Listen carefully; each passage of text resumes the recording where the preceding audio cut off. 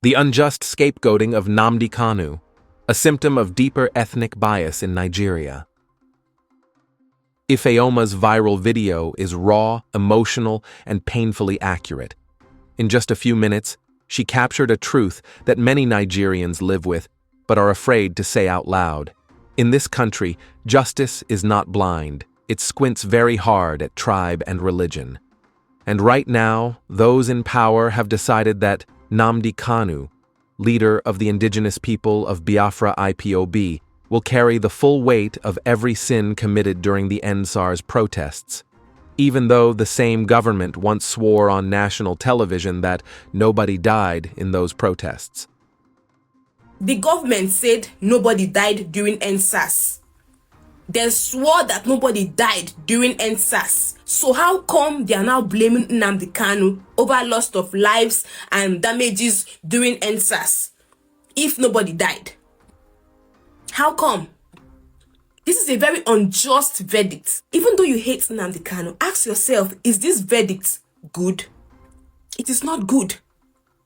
Why are they trying to make Nnamdi Kanu the fall guy for EndSARS? Because of where he comes from. He's Igbo. Let that contradiction sink in. In October 2020, after soldiers opened fire on unarmed youths waving Nigerian flags at Lekki toll gate, the Lagos state government and the federal government insisted for weeks that there were no fatalities.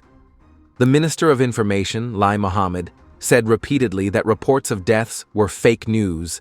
CNN, BBC, Amnesty International, and even DJ Switch's live videos were dismissed as propaganda. Yet in 2024-2025, the same government turns around and charges Nnamdi Kanu with terrorism, alleging that his broadcasts incited the violence and destruction that occurred during EndSARS in the southeast and parts of the south-south violence that supposedly never happened and for which nobody died.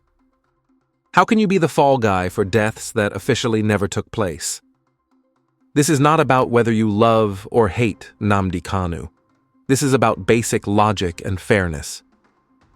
If the government's original position was that the EndSARS protests were largely peaceful and that any violence was the work of hoodlums, how does one man sitting in a radio studio in the UK become the mastermind of nationwide arson and killings? And why is it that whenever something goes wrong in Nigeria, the first suspect is always an Igbo man? Because they always pin everything on Igbos. They always. So as an Igbo person, try to avoid problem. Try to avoid unsobu. Try to avoid protests. Because at the end of the day, they will pin it on Igbos. Igbos. Ayata nafufu. Ndi Igbo. Ayata nafufu. We have suffered. Ifeoma is right. There are two sets of laws in Nigeria. One for everyone else, one for the Igbo. We saw it during the Civil War. We saw it in the systematic exclusion from top military and security positions for decades. We saw it when IPOB was labeled a terrorist organization, while armed Fulani herdsmen killing farmers were merely criminals for years.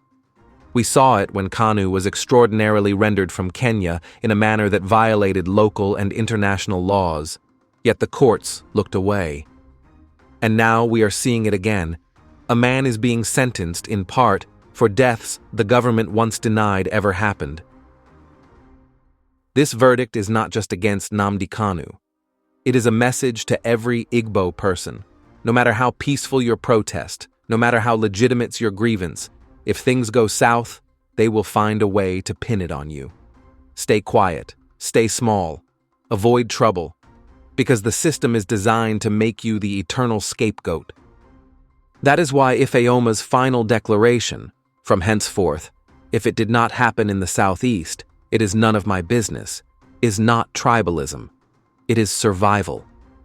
When a country repeatedly shows a group of its citizens that their lives, their pain, and their voices do not matter equally, withdrawal becomes the only rational response. You stop investing emotional energy in a nation that has made it clear it does not want you as a full partner. Igbos are not asking for special treatment. We are asking for equal treatment.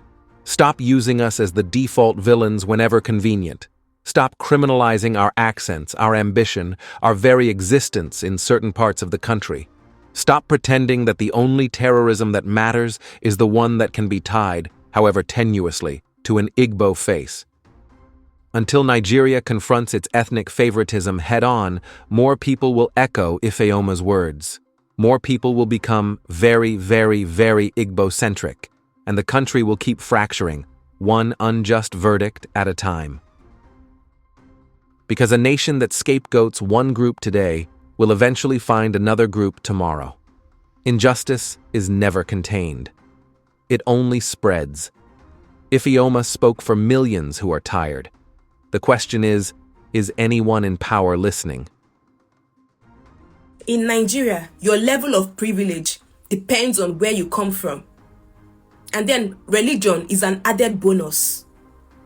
Do you know that? This country have two laws, one for an Igbo person and one for every other person. The government said nobody died during EndSARS. They swore that nobody died during EndSARS. So how come they are now blaming Nnamdi Kanu over loss of lives and damages during EndSARS if nobody died? How come?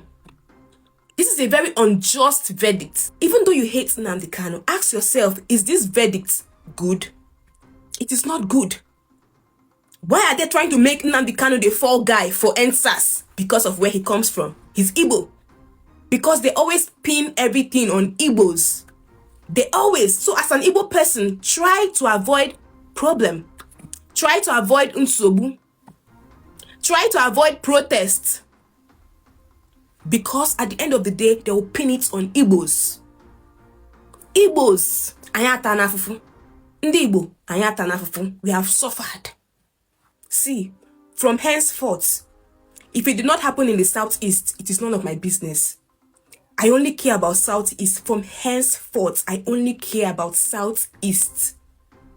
Anything that did not happen in the southeast, it's none of my business. From now henceforth, I am going to be very, very, very Igbo-centric. Because at the end of the day, I am an Igbo. And I've noticed that these people don't like us, and they have showed us too many times that they don't like us. As an Igbo person, count your teeth. Be careful. Chuku zobani. That's all I have to say. Free Nnamdi Kanu.